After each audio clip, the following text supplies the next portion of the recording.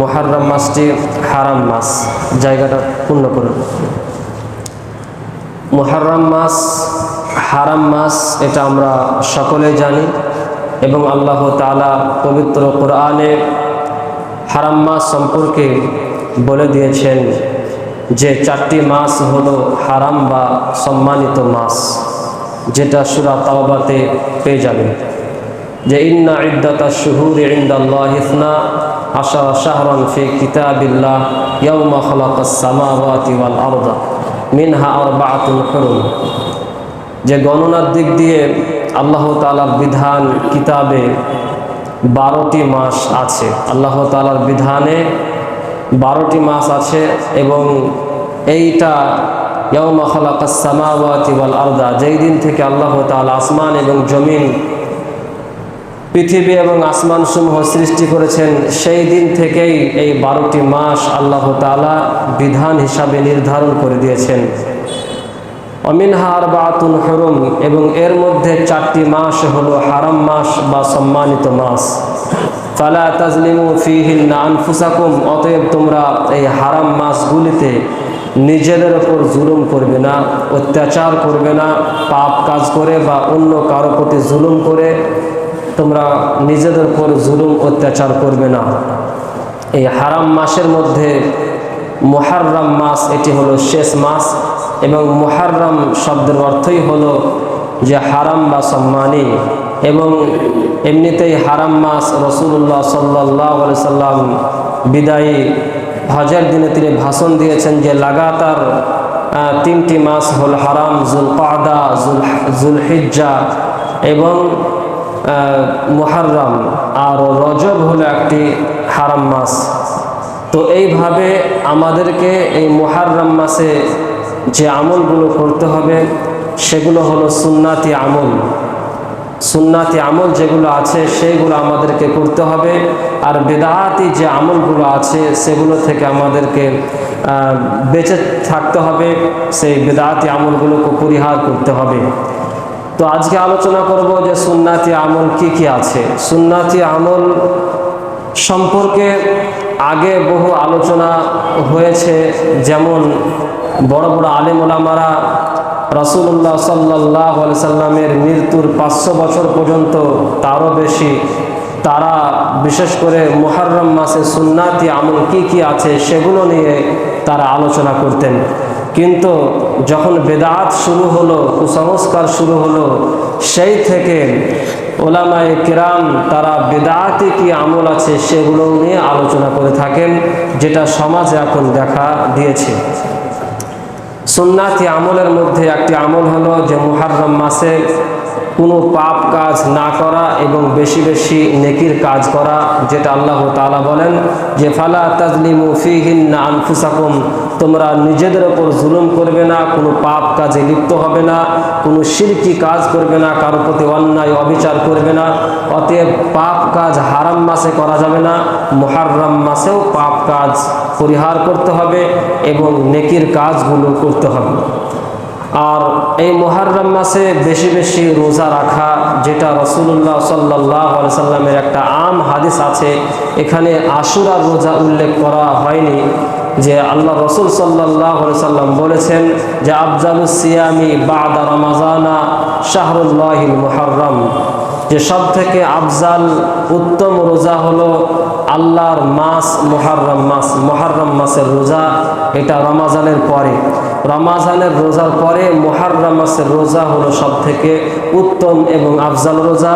অতএব এখানে আল্লাহর রাসূল সাল্লাল্লাহু আলাইহি সাল্লাম এই হাদিসে বলেননি যে উত্তম রমাজান পরের যে মুহররম মাসের রোজা এটা কি আশুরার রোজা, তিনি রাসূলুল্লাহ সাল্লাল্লাহু আলাইহি সাল্লাম সেটা তাফসীর ব্যাখ্যা করে দেননি।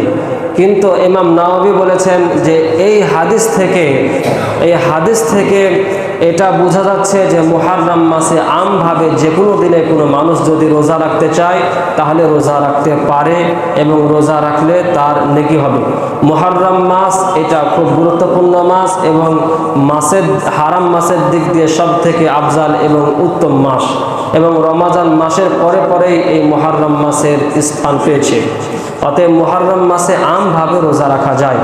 আর মুহররম মাসে বিশেষ করে আশুরার রোজা রাখতে হবে, এবং আশুরা মানে হলো যে 10 তারিখের রোজাকে বোঝানো হয়েছে। আশুরা শব্দের অর্থ হলো দশম, যেমন আমরা এককে প্রথম, দ্বিতীয়, তৃতীয় এইভাবে বলে থাকি, ঠিক আশুরা শব্দের অর্থ হলো বা আশিরা শব্দের অর্থ হলো যে দশম।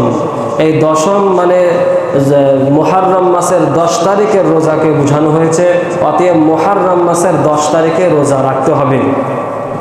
তাহলে 9 তারিখের রোজা কিভাবে এলো? যে রাসূলুল্লাহ সাল্লাল্লাহু আলাইহি ওয়াসাল্লাম তিনি 10 তারিখের রোজা রাখতেন। 10 তারিখের রোজা রাখতে রাখতেই সাহাবায়ে কেরাম তারা অভিযোগ করলেন যে আপনি কথায় কথায় বলেন যে ইহুদিদের মুখালিফ করতে হবে, খ্রিস্টানদের মুখালিফ করতে হবে, আর এখানে আপনি তাদের মতো করে রোজা রাখছেন, এটা আবার কেমন? তখন রাসূলুল্লাহ সাল্লাল্লাহু আলাইহি সাল্লাম বললেন যে সুন্না ইনশাআল্লাহ সুন্না তাসিআ, যদি আগামী বছর এই রোজাকে পেয়ে যায় অর্থাৎ আশুরার দিন পেয়ে যায় তাহলে 9 তারিখেও রোজা রাখবো, এটি তিনি ইচ্ছা পোষণ করেছিলেন। কিন্তু তার ইচ্ছা যেহেতু শেষকালে ইচ্ছা পোষণ ছিল, তাই এই ইচ্ছা তার পূরণ হয়নি, তিনি আগেই তার ওফাত হয়ে গিয়েছিল। অতএব এখান থেকে বোঝা গেল যে তিনি যেহেতু ইচ্ছা করেছিলেন, অতএব উম্মাতে মুহাম্মাদি তার ইচ্ছা অনুযায়ী 9 তারিখেও রোজা রাখবেন। অন্য একটা হাদিসে আছে যে রাসূলুল্লাহ সাল্লাল্লাহু আলাইহি সাল্লাম বলেছেন, ইহুদিদের মুখালিফ করো এবং তাদের একদিন আগে এবং পরে তোমরা রোজা রাখো। অতএব কেউ যদি 9-10 রোজা রাখতে পারে এবং 10-11 রাখে সেটাও রাখতে পারে, তবে 9-10 রাখাটা বেশি উত্তম, যেহেতু আল্লাহ রাসূল সাল্লাল্লাহু আলাইহি সাল্লামের সহিহ হাদিস তিনি ইচ্ছা পোষণ করেছিলেন, এটা বেশি সহিহ এবং মুসলিম শরীফে হাদিসটি আছে। অতএব আমরা 9 তারিখ এবং 10 তারিখে রোজা রাখব। আগামী 9 তারিখ 10 তারিখ কী বারে পড়বে এটা আপনারা সকলেই জানেন যে আজকে হলো 8 তারিখ, ইংরাজি মাসের আজকে 4 তারিখ, আর 8 তারিখ আরবি মুহররম মাসের আগামীকাল শনিবার 9 তারিখ হবে, এবং আগামী পরশু রবিবার হবে 10 তারিখ। অতএব আমরা আগামীকাল 9 তারিখে রোজা থাকব এবং 10 তারিখেও ইনশাআল্লাহ রোজা রাখব। কেউ যদি 9 তারিখ না রাখে তাহলে 10 তারিখেও রোজা রাখলে সে যে ফজিলত বর্ণনা করা হয়েছে সে ফজিলতটা পেয়ে যাবে। ফজিলত বলা হয়েছিল যে কি ফজিলত, তো ফজিলত সম্পর্কে রাসূলুল্লাহ সাল্লাল্লাহু আলাইহি সাল্লাম বলেছেন যে সিয়ামু ইয়াউমি আশুরা, ইয়াউমি আশুরার রোজা রাখার ব্যাপারে তিনি বলেছেন যে আহতাসিবু আলাল্লাহি আইয়ুকাফিরাস সানাতাল্লাতী ক্বাবলা, যে তিনি বলেছেন যে কোনো ব্যক্তির আমি আশাবাদী আল্লাহ তাআলার কাছে যে এই রোজা রাখা হলে, এই রোজা রাখার কারণে আল্লাহ তাআলা মানে পূর্বেকার 1 বছরের গুনাহ, বিগত 1 বছরের গুনাহ আল্লাহ তাআলা পাপ ক্ষমা করে দিবেন, এটা আল্লাহ তাআলার কাছে তিনি আশাবাদী। অতএব আমরাও এই আশাতে আমরা এই রোজা 2টি রোজা আগামীকাল এবং রবিবার 2 দিন ইনশাআল্লাহ রোজা রাখার চেষ্টা করব। এই রোজা রাখার উদ্দেশ্য কি? এই রোজা রাখার উদ্দেশ্য এটাই ছিল যে রাসূলুল্লাহ সাল্লাল্লাহু আলাইহি সাল্লাম তিনি মদিনায় এসে দেখেছিলেন যে মদিনার লোকেরা ইহুদিরা রোজা রাখছে। তাদেরকে জিজ্ঞাসা করা হলো কি ব্যাপার, তোমরা রোজা রাখছো কেন? ইহুদিরা বলেছিল এটা মহান দিন, এটা বড় দিন, এটা এমন একটা দিন যেই দিনে আল্লাহ তাআলা মূসা আলাইহিস সালাম এবং তার জাতিকে নাজাত দিয়েছিলেন এবং ফেরাউনের জাতিকে ডুবিয়ে মেরেছিলেন। অতএব তিনি মূসা আলাইহিস সালাম শুকরিয়া স্বরূপ রোজা রেখেছিলেন, তাই আমরাও রোজা রাখছি। তখন রাসূলুল্লাহ সাল্লাল্লাহু আলাইহি সাল্লাম বলেছিলেন যে আমরাই বেশি এই রোজা রাখার হকদার, এবং তিনি সেই দিন রোজা রাখতে শুরু করেছিলেন এবং সাহাবায়ে কেরামকে রাখতে বলেছিলেন। উদ্দেশ্য শুধুমাত্র মূসা আলাইহিস সালাম তিনি রেখেছিলেন তার সুন্নাতটাকে পালন করার জন্য, আমাদের প্রিয় হাবিব রাসূলুল্লাহ সাল্লাল্লাহু আলাইহি ওয়াসাল্লাম তিনিও রেখেছেন, আর অন্য কোনো উদ্দেশ্য রোজা রাখার নাই। অতএব এই রোজা শুধু আমাদেরকে এই নিয়তেই রাখতে হবে, অন্য কোনো উদ্দেশ্যে রাখা যাবে না। তাহলে এই কয়েকটা আমল, এই আমাদেরকে শুধু রোজা রাখার আমলটাই হাদিস থেকে পাওয়া যায়, আর বাদ বাকি যে আমলগুলো আছে সেগুলো কোরআন এবং হাদিস থেকে সেগুলোকে মন্থন করে বোঝা যায় যে হারাম মাসে বেশি বেশি পাপ কাজ থেকে বিরত থাকতে হবে এবং যত রকম ভালো কাজ আছে ভালো কাজগুলো করতে হবে। যত আম হাদিস আছে এবং বিভিন্ন কোরআন আয়াত এবং হাদিস থেকে এটাই বোঝা যায় যে হারাম মাসে কোনো রকম পাপ করা যাবে না। আর বিশেষ করে হারাম মাসে যে কাজটি করা যাবে না সেটি হলো যে হারাম মাসে মানে যুদ্ধ বিগ্রহ করা যাবে না, যুদ্ধে লিপ্ত হওয়া যাবে না। নিজে থেকে খলিফা তিনি যুদ্ধের ঘোষণা দিতে পারেন না, বিশেষ করে হারাম মাসে। নতুনভাবে যুদ্ধের ঘোষণা দিতে হলে তাকে হারাম মাস পার করার পরে যুদ্ধের ঘোষণা দিতে হবে বা যুদ্ধে লিপ্ত হওয়া যাবে। তবে কেউ যদি মানে আক্রমণ করে তাহলে আত্মরক্ষার জন্য তখন যুদ্ধ করা যাবে, যেটা পরের অংশে আল্লাহ তাআলা বলেছেন যে ওয়াকাতিলুল মুশরিকিনা কাফাতান কামা ইউকাতিলুনাকুম কাফা। যদি তারা একসাথে যুদ্ধে লিপ্ত হয় তাহলে তোমরা তখন যুদ্ধে লিপ্ত হবে। অতএব তখন হারাম মাস দেখা যাবে না, নিজেকে বাঁচার জন্য আত্মরক্ষার জন্য তখন যুদ্ধে লিপ্ত হওয়া যাবে, বিশেষ করে যুদ্ধ করা যাবে না। তো এইভাবে হারাম মানেই নিষিদ্ধ। এটা কেন হারাম? এটা সম্মানের জন্য বলা হয়েছে। এই হারাম মাসের সম্মানার্থে এই কথা বলা হয়েছে যে হারাম মাসে বিভিন্ন কাজ নিষিদ্ধ। যেমন আমরা জানি যে মানুষের জন্য মানুষের হারাম মানে মানুষের সম্মান হারাম, তাদের মানে খুন হারাম, রক্ত হারাম, তাদের মাল হারাম। এটা কেন বলা হয়েছে? যে মানুষের সম্মানের জন্য, যাতে তাদের সম্মান টিকে থাকে, এজন্য বেশি মানুষের সম্মান, এজন্য তাদেরকে হারাম বলা হয়েছে। অতএব তাদের ইজ্জত, তাদের মানে খুন খারাপি, কোনো মানুষকে, কোনো মুসলিমকে অন্যায়ভাবে কেউ হত্যা করতে পারে না এবং তাকে তার মালও কেউ ছিনিয়ে নিতে পারে না অন্যায়ভাবে। এটা হারাম, এটা শুধু মানুষের সম্মানের জন্য বলা হয়েছে। এইরকমভাবে এরিয়া হিসাবে যেমন মক্কা মদিনা এই জায়গাগুলো হারাম, অতএব হারামে অবস্থান করলে সেখানে বিভিন্ন কাজ নিষেধ আছে, সেগুলো করা যাবে না। এহরাম বাঁধা হলে যে এহরাম বাঁধার আগে মানে যে কাজগুলো বিবাহ শাদী এবং স্ত্রী সহবাস আরও ইত্যাদি যে কাজগুলো করা যেত, এহরাম বাঁধা হলে এই সমস্ত কাজগুলো করা যাবে না। এইরকমভাবে যে এখানে হারাম বলা হয়েছে এটা সম্মানের জন্য আল্লাহ তাআলা বলেছেন, অতএব আমাদেরকে বেঁচে চলতে হবে। বেদাতি যে আমলগুলো আছে সেগুলো অনেক কিছু এখন দেখা দিয়েছে। এটা আমরা বেদাতিদের সাথে যদি আলোচনা করি, বসি, তাহলে বুঝতে পারবো যে কত রকম বেদাত আছে। বেদাত, বহু রকম বেদাত আছে এবং এই বেদাতগুলো থেকে আমাদেরকে বেঁচে চলতে হবে। এগুলো কোরআন হাদিসে কোথাও নাই, এগুলো বানিয়ে নিয়েছে। অতএব তারা যারা প্রথম যেটা বেদাত করছে যে বিলাপ করা, মাতম করা, কান্না করা, এটা করা যাবে না। যদি কেউ মুখে জবান দিয়ে কিছু বলে কান্না করে তাহলে এই কান্নাটা শয়তানের তরফ থেকে আসে। আর কেউ যদি শুধু চোখ দিয়ে পানি পড়ে তাহলে এটা হলো দয়ার কান্না, রহমতের কান্না। এটা হতে পারে মানুষের চোখ দিয়ে পানি বয়ে যাচ্ছে, পানি পড়ছে, কেন? এটা দয়ার কান্না, মায়া মমতার কান্না, এটা হতে পারে। কিন্তু সে জবান দিয়ে কান্না করছে, এই কান্না শয়তানের কান্না। অতএব এই কান্না থেকে বেঁচে চলতে হবে। এই যে বিলাপ করছে হুসাইনের ব্যাপারে, এটা তো বিস্তারিত আলোচনা আছে যে হুসাইনের ব্যাপারে যারা বিলাপ করছে এটা অনেক বাড়াবাড়ি করছে। আর যারা বাড়াবাড়ি করছে তারা হলো রাফেজি, তাদেরকে রাফেজি বলা হয়। এবং আরেকটা দল আছে যারা ছাড়াছাড়ি করছে, মানে তারা তাদের বিরোধিতা করার জন্য তারা সেই দিনটাকে খুশি মানাচ্ছে এবং আনন্দ করছে। অতএব তারা একটা বেদাত দিয়ে একটা আরেকটা বেদাত করছে।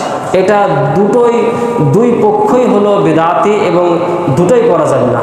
আর এর মধ্যে ইনশাআল্লাহ আহলে হাদিস এবং যারা বিশেষ করে হাদিস, সহিহ হাদিসকে মেনে চলে তারা বেঁচে আছে, যে তারা এই সমস্ত কুসংস্কারকে মানে না এবং এ পালনও করে না। অতএব আমাদেরকে বেঁচে চলতে হবে।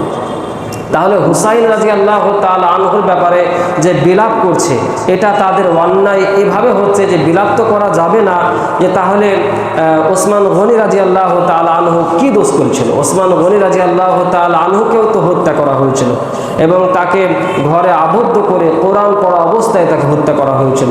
এইভাবে ওমর ফারুক রাদিয়াল্লাহু তাআলা আনহুকে মানে হত্যা করা হয়েছিল, মানে খুব বেদনাদায়কভাবে তাকে হত্যা করা হয়েছিল। এই যে তারা তো হুসাইন রাদিয়াল্লাহু তাআলা আনহুর থেকে অনেক বড় সম্মানী এবং মর্যাদা সম্পন্ন ব্যক্তি ছিলেন, সাহাবা ছিলেন। অতএব তাদের ব্যাপারে তারা কই বিলাপ করে না, তাদের ব্যাপারে তারা এগুলো করে না, এগুলো তো করা যাবেই না। তাহলে তাদের সাথে কোনো সম্পর্ক নাই। যদি আহলে বায়াতের কথা বলে, আহলে বায়াত বলতে রাসূলুল্লাহ সাল্লাল্লাহু আলাইহি সাল্লামের বংশের কথা বলা হয়েছে।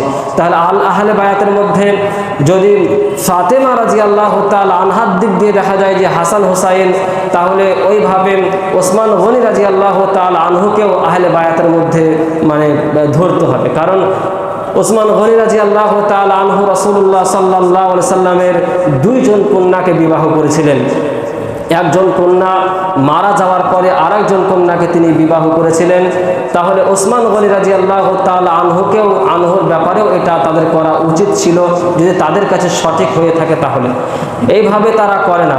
তাহলে যদি ওই আলী রাদিয়াল্লাহু তাআলা আনহুর দিক দিয়ে যে রাসূলুল্লাহ সাল্লাল্লাহু আলাইহি ওয়াসাল্লামের বংশ বলে যদি ধরা যায়, তাহলে আলী রাদিয়াল্লাহু তাআলা আনহুর থেকেও যেমন তিনি বিখ্যাত সাহাবী ছিলেন এবং তার মতো আরেকজন বিখ্যাত সাহাবী ছিলেন তার ভাই জাফর বিন আবি তালিব, তিনিও বিখ্যাত সাহাবী ছিলেন। তার ব্যাপারেও কেন বিলাপ করা হয় না, তার ব্যাপারেও কান্নাকাটি ইত্যাদি কেন করা হয় না? অতএব এগুলো তো অন্যায় এবং এগুলো যারা করছে তাদের সাথে ইসলামের কোনো সম্পর্ক নাই, অতএব এগুলো করা যাবে না। তাহলে বিলাপ করা এবং মারসিয়া বলতে গেলে যেগুলো তারা বয়ান করে, এই যে বয়ান করে কান্না করা, এটা জাহিলি যুগের প্রথা, এটা করা যাবে না। রাসূলুল্লাহ সাল্লাল্লাহু আলাইহি সাল্লাম বলেছেন, বুখারী শরীফের হাদিস, যে ব্যক্তি জাহিলি যুগের মতো বিলাপ করবে এবং কান্না করবে, মাতম করবে, বুক চাপড়াবে, জামা কাপড় ছিঁড়ে ফেলবে, তারা আমার উম্মতের অন্তর্ভুক্ত নয়। অতএব এটা করা যাবে না। আমরা যদি রাসূলের উম্মত হয় তাহলে এগুলোকে সাপোর্ট করব না এবং এরকম ধরনের বিলাপ আমরা করব না। তারপরে তাজিয়া, শোক পালন করা, মানে শোক যেটা পালন করে, মানে একটা বিলাপ করা হলো, একটা শোক পালন করা হলো, এটা একটা তারা করে থাকে। অতএব এটাও করা যাবে না। শোক পালন শুধুমাত্র কেউ মারা গেলে, যতই গুরুত্বপূর্ণ মানুষ হোক, যতই ভালো মানুষ হোক, মর্যাদা সম্পন্ন মানুষ হোক, যেই হোক না কেন, কেউ যদি মারা যান তাহলে তার জন্য 3 দিন শোক পালন করা যায়। আর শোক বলতে গেলে এটা নয় যে তারা এখন বর্তমান যেটা করছে এরকম ভাবে নয়। শোক পালন করা যেটা শরীয়তে আছে, যে শোক পালন করা বলতে গেলে দুঃখ বেদনা হবে, কান্না আসবে, হ্যাঁ, তার জন্য দোয়া করবে, কথা হয়তো কম বলবে, কিন্তু তাই বলে যে 3 দিনের বেশি এটা করা যাবে না। আর তারা যেটা করছে এই রকম শোক পালন করা যাবে না। অতএব 3 দিন শোক পালন করতে পারে যেই মারা যাক না কেন। তারপরে যে এই শোক পালন করা, এটাও শরীয়তে নিষেধ। এই দিনকে কেন্দ্র করে তারা আরো বেদাত করে, সেটা হলো নামাজ পড়া, সালাত আদায় করা। তারা মানে মন গড়া বানাওয়াট হাদিস বানিয়ে নিয়ে তারা এটা করে।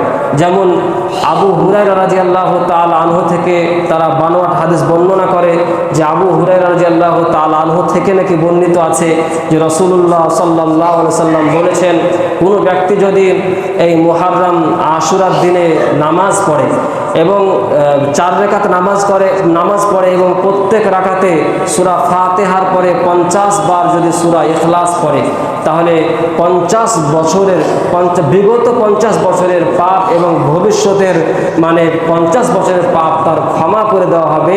এই যে একটা হাদিস তারা বর্ণনা করে, বানাওয়াট জাল হাদিস, এই যে সালাত আদায় করে, এটা শরীয়তে নাই, এটা সহিহ হাদিসে এরকম পাওয়া যায় না। এরকমভাবে তারা আরও নামাজের ব্যাপারে হাদিস বর্ণনা করে যে কেউ যদি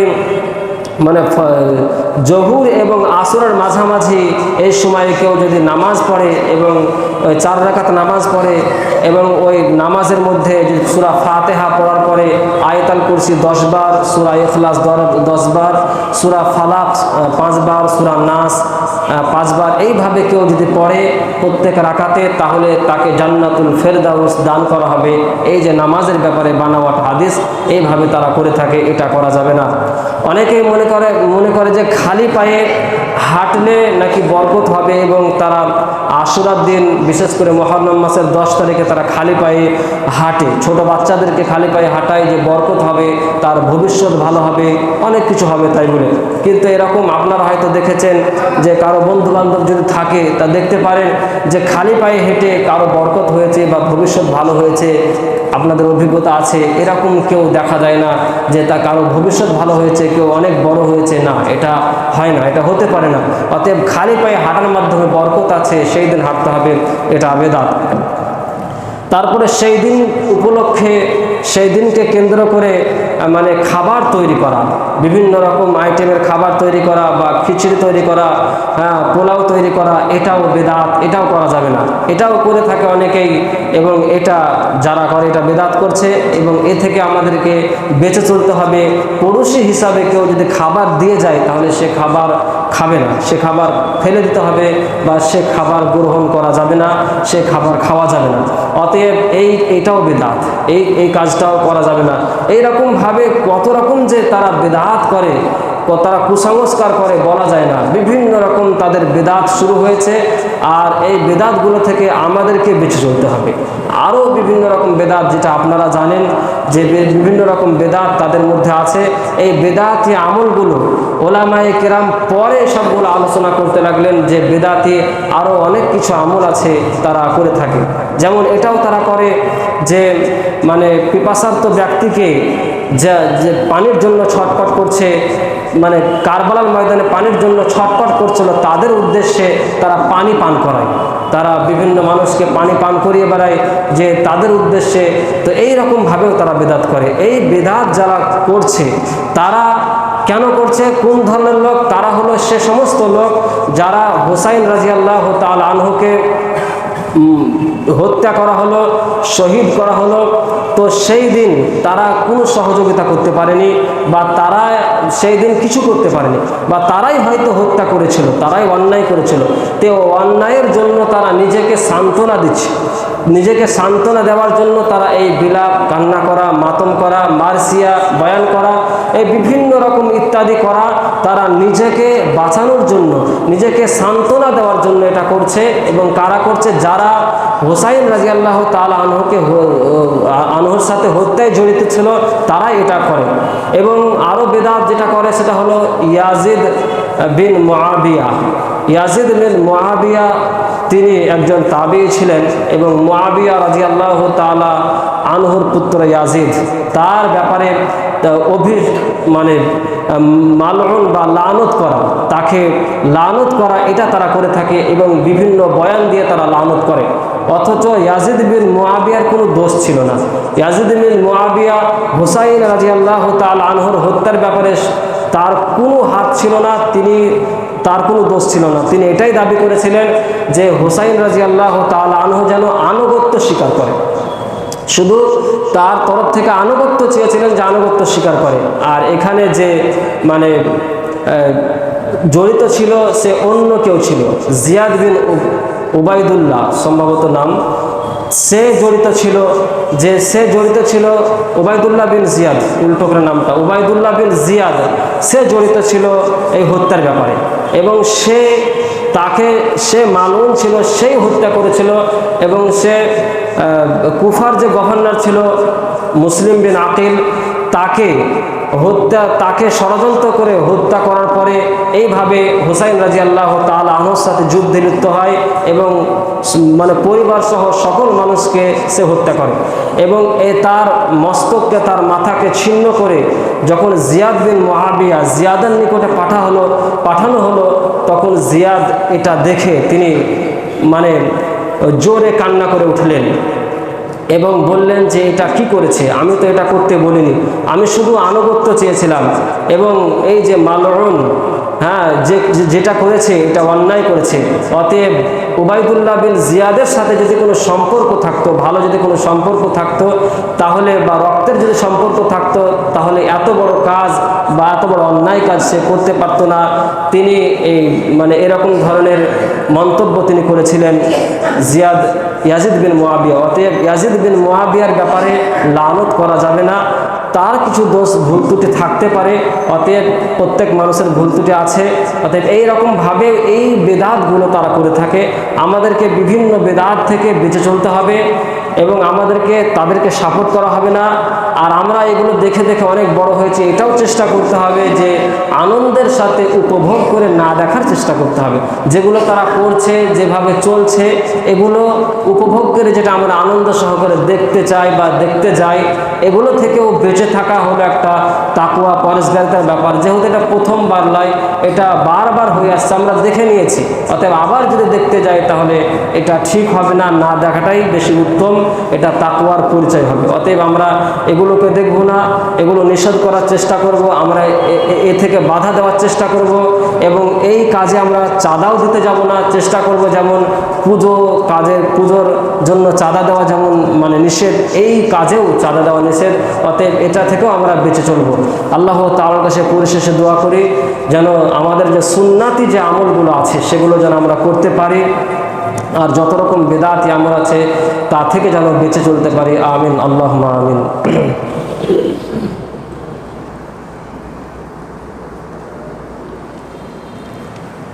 ইন্নাল হামদালিল্লাহি ওয়াহদাহু ওয়াসসালাতু ওয়াসসালামু আলা মান লা নাবিয়্যা বা'দাহু। আম্মা বা'দ, আউযু বিল্লাহি মিনাশ শাইতানির রাজীম। বিসমিল্লাহির রাহমানির রাহিম। ইয়া আইয়ুহাল্লাযীনা আমানু সাল্লু আলাইহি ওয়া সাল্লিমু তাসলিমা। আল্লাহুম্মা সাল্লি আলা মুহাম্মাদ ওয়া আলা আলি মুহাম্মাদ কামা সাল্লাইতা আলা ইব্রাহিম ওয়া আলা আলি